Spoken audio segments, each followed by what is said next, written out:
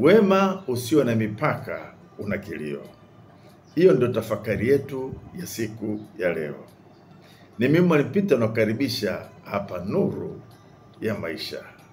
Sikiliza na kusikiliza, na kuna jambo ambalo utapokea litakusaidia kwenye maisha yako.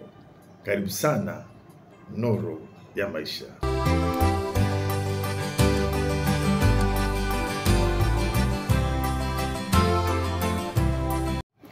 Karibu katika kipindi kizuri cha Nuru ya Maisha. Somo ambalo liko hewani lina kichwa kinachosema wema usio na mipaka ni kilio.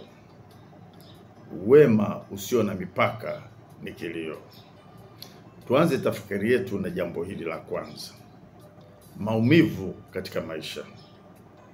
Kuna nyakati katika maisha unapitia maumivu si kwa sababu umefanya jambo baya, bali kwa sababu ukujua ni wakati gani wa kuwa mwema kwa watu wabaya.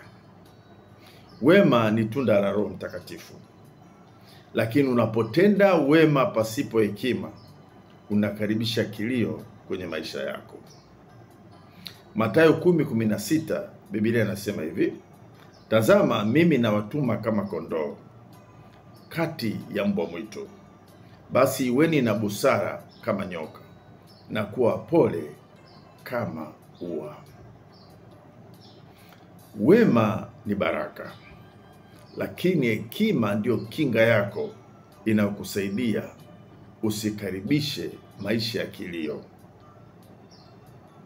Tumezungukwa na mbwa mwitu, tumezungukwa na watu wabaya, na wote tunatakiwa tuwatendee mema, tuwatendee wema, lakini kwa hekima.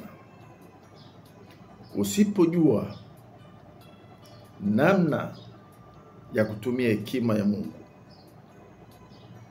ukaamua kutenda wema,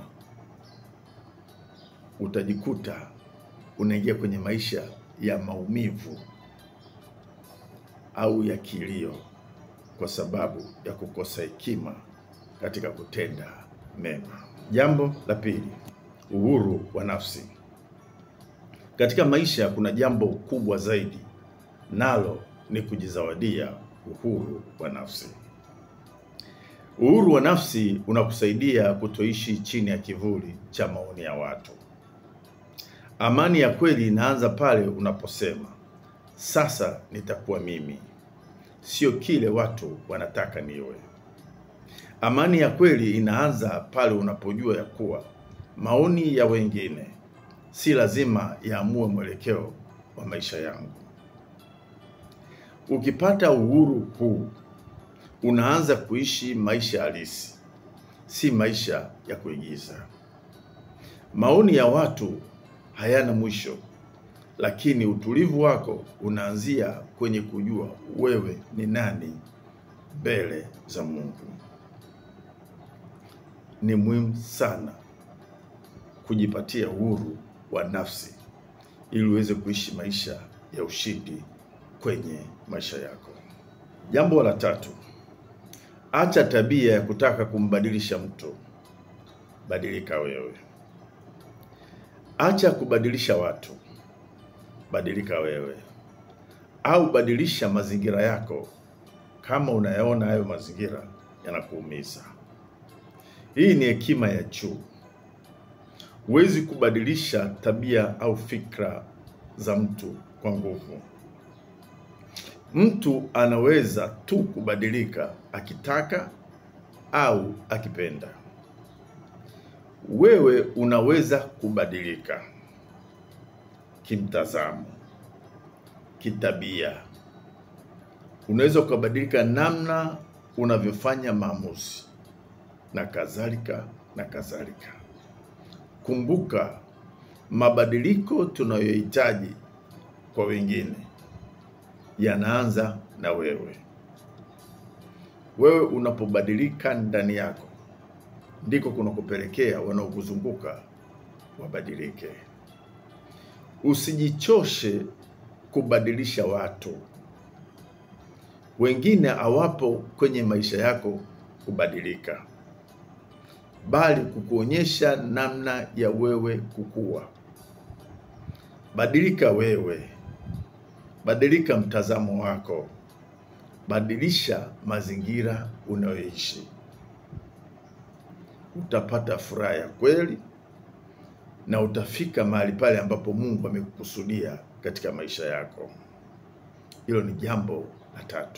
Jambo la 4. Kukua kwako kunategemea kukubali ukweli. Unapokubali ukweli kwenye maisha yako na kuutunza na kufanyia kazi, unastawi katika maisha yako. Hapa ndipo siri ya maendeleo ilipo. Ukikubali ukweli, hata kama unauma, unapata nafasi ya kujifunza. Unapata nafasi ya kukua na kuongezeka. Unapata nafasi ya kubadilika. Ukikataa ukweli, unajidanganya. Ndoto zako hazitasimama. Hautafika ambapo Mungu alikusudia ufike. Hautakuwa na furaha ya kweli kwenye maisha yako. Ule waraka wa kwanza wa Petro 5:5 anasema hivi, Mungu huwapinga wenye kiburi, lakini wapa wanyenyekevu neema. Wanyenyekevu wanakubali kweli.